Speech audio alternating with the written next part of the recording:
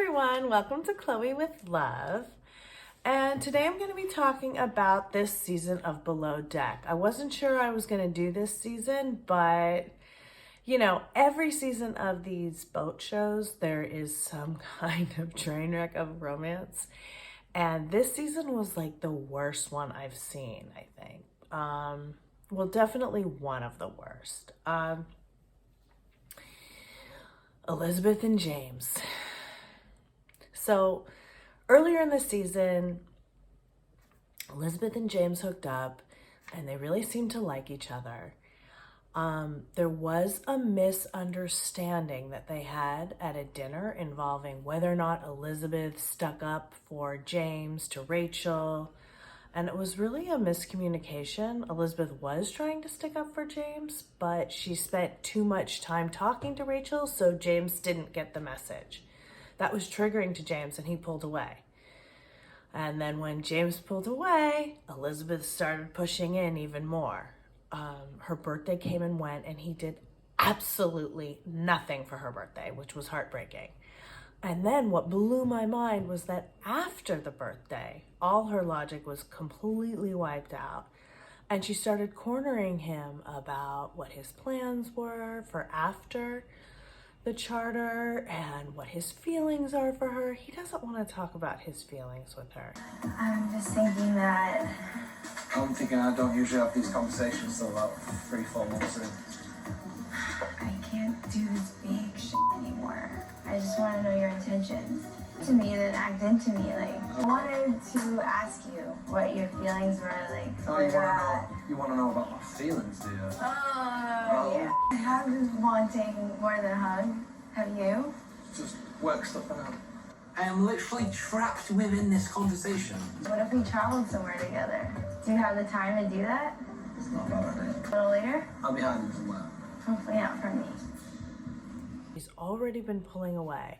And the reason I'm showing this is because it's incredibly relatable to any of us women who have been in a similar situation of when a guy pulls away, then we start going harder for him.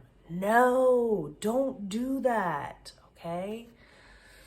That's a really bad habit that a lot of us have from childhood. It's a coping mechanism when we felt we were being abandoned by an adult, perhaps one's father, that we then tried to get more affection.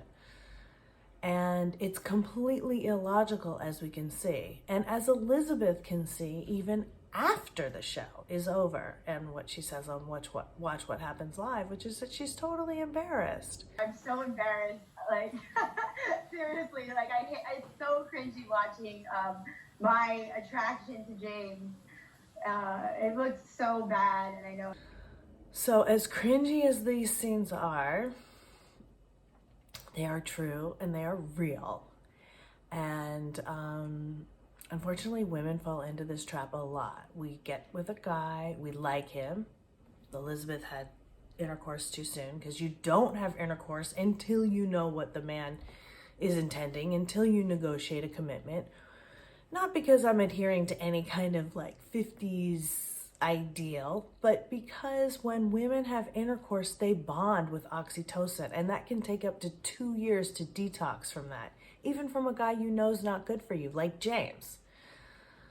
So they had intercourse that messed with Elizabeth's head. She couldn't think straight, didn't think straight. She reverted to her childhood patterns of chasing and trying to beg for affection when she wasn't getting it.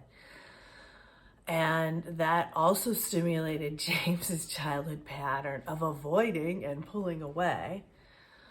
And so it was just a big disaster and a lot of hurt feelings and embarrassment. Obviously it occurred on national television, but that's okay, Elizabeth. I mean, all of us women have been there, and this is such a great lesson about not chasing a guy, okay? Sometimes a guy will pull away and want you to chase him, push you into the masculine just so he doesn't have to do any work. Don't fall for it, ladies. Don't take the bait, okay? Till next time, thanks for listening. Don't forget to like and subscribe, and hit me up for an appointment if you want to learn more about this work.